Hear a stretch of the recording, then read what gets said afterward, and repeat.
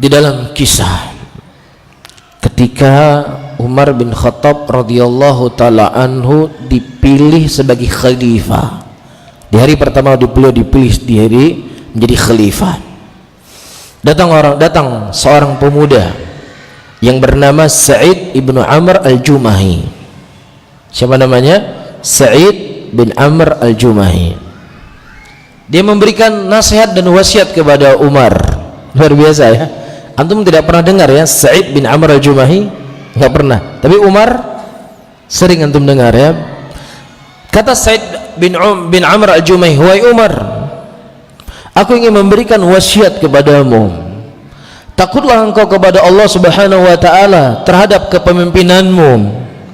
Jangan pernah engkau membedakan di antara rakyatmu yang dekat denganmu dengan rakyatmu yang jauh denganmu. Jangan pernah engkau bedakan. Iya, dan engkau harus menyenangi kepada rakyatmu apa yang kau menyenangi dirimu dan keluargamu. Dan bencilah kepada keluargamu apa yang membuat engkau benci kepada dirimu dan apa yang membuat engkau benci kepada keluargamu." Ini wasiat seorang pemuda yang dia jauh lebih muda dibandingkan Umar, yang ilmunya jauh dibandingkan Umar. Kira-kira gimana jawaban Umar? Kalau ada orang datangi kita ini orang yang ahli dalam sebuah permasalahan, datang orang-orang saranin kita, "Alah ente, gampang tuh gampang." Itu mungkin paling sopannya. "Ente nggak percaya sama aku? Siapa aku ini? Ini sertifikat sudah banyak sekali ya. Sertifikat 1, 2, 3, 4, piagam sekian banyak. Nggak percaya ente keahlian saya?" Mungkin kalau kita seperti itu, ini mungkin paling sopannya. Ya, kalau kami orang Aceh, mungkin ke orang Aceh ya. Ada orang Aceh di sini? Nggak ada. Nggak ada ya. Mungkin orang Aceh akan mengatakan be kapurno canggu melango. Tuh, jangan ajarkan kodok berenang. Kodok kok diajarin berenang. Tapi tidak demikian. Komentar Umar bin Khattab ketika ada orang pemuda yang lebih muda darinya, yang lebih jauh ilmu dibandingkan beliau. Beliau mengatakan, "Wahai Sa'id, saya bukan orang yang pantas untuk menjadi seorang khalifah. Saya tidak mampu untuk mengembankan tugas yang begitu besar." Tawadu sahabat Rasulullah sallallahu alaihi wasallam dari thamarah ilmu yang mereka dapatkan dari baginda Rasulullah. Jadi kita bukan hanya penampilan saja yang berubah, bukan hanya pakaian, sudah pasang jenggot, sudah pakai celana di atas mata kaki, tapi akhlak kita jauh daripada akhlak Rasul. Kita ingin mengikuti sunnah Rasulullah zahiran wa batinan. Fisik kita dan juga apa yang ada dalam hati kita mengikuti akhlak Nabi Muhammad. Ada orang menasihati kita, "Jazakallah khairan akhi, doakan saya semoga saya bisa mengubah apa yang telah saya lakukan." Sudah, setelah 1 minggu, 2 minggu, "Ya akhi, saya banyak sekali hal yang saya jalani dalam kehidupan kita dan kehidupan saya, terlebih setelah engkau menasihati saya sangat bersyukur. Tetapi saya juga tidak ingin menghalangi kebaikan saya juga kepadamu. Saya ingin menasihati kamu begini dan begini. Coba mungkin dikoreksi." Ya, subhanallah, kalau seandainya kita hidup seperti ini, ayyuhal ikhwah, sesama saudara-saudara kita muslimin, sesama teman-teman kita pengajian, nggak akan terjadi cekcok, tidak akan terjadi perpecahan, tidak akan terjadi perselisihan, permusuhan. Kalau kita mengikuti adab dan akhlak keseharian Rasulullah dan para sahabatnya, nggak perlu apa sih, sebesar apa sih kemuliaan kita, sebesar apa sih, sesuci apa kita. Rasul sallallahu alaihi wasallam diam. Ada kita lebih mulia dari Rasul?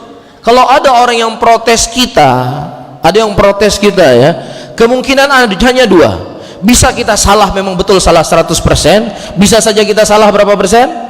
50-50 atau 30-40. Hampir tidak ada mungkin kita benar 100%. Tapi orang yang protes kepada Rasul, bisa kita pastikan apa? Salah 100%, nggak ada yang benar. Tapi diam Nabi kita Muhammad sallallahu alaihi wasallam. Nabi Sulaiman, antum tahu kisah Nabi Sulaiman dengan burung hudhud?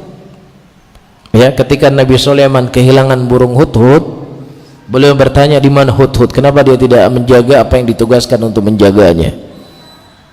Ya, tiba-tiba datang burung hudhud setelah Nabi Sulaiman mengatakan, kalau si burung hudhud tidak mendatangkan bukti penjelasan kenapa dia tidak bertugas, maka aku akan sembelih dia, atau ku bunuh dia, atau ku siksa dengan siksaan yang pedih. Tiba-tiba datang burung hudhud, ahattu bima lam tuhit bih, wahai Sulaiman, sesungguhnya aku mengetahui sesuatu apa yang tidak engkau ketahui. Ini gimana kira-kira? Ada seorang ustadz yang sudah ngerti ilmu, sudah ngerti ini, sudah ngerti itu, datang seorang murid kepadanya, Pak Ustadz, kayaknya Pak Ustadz tadi salah. Iya, ente nyalain saya, berapa tahun ini sudah belajar, bahasa Arab sudah bisa, Al-Quran sudah hafal, saya ini sudah hafal Quran. Ini kita harus kembali belajar apa? Akhlak dan adab. Harus kembali belajar akhlak dan adab. Nabi Sulaiman itu beliau punya kelebihan yang tidak pernah diberikan kepada siapapun dari seorang nabi dan seorang rasul. Tidak ada satupun manusia sebelum beliau dan setelah beliau yang punya kelebihan seperti yang Allah berikan kepada Nabi Sulaiman. Apa itu? Beliau ahli dalam kerajaan. Beliau tidak ada satupun orang yang punya kekuasaan yang lebih luas daripada Nabi Sulaiman. Tetapi sesuatu yang beliau ahli dikhabarkan oleh burung hudhud, ada sebuah kerajaan di sana yang dipimpin oleh seorang wanita yang mereka menyembah selain Allah. Nabi Sulaiman tidak marah. Beliau mengatakan, datangkan kepada bukti kalau seandainya apa yang kau katakan itu benar. Nabi Sulaiman nggak mengatakan, ente burung ngajarin saya Nabi, saya ini raja, ente ini cuma pekerja saya, mau mengajarkan saya sebuah perkara. Siapa ente? Nabi Sulaiman tidak demikian. Beliau katakan, datang bukti.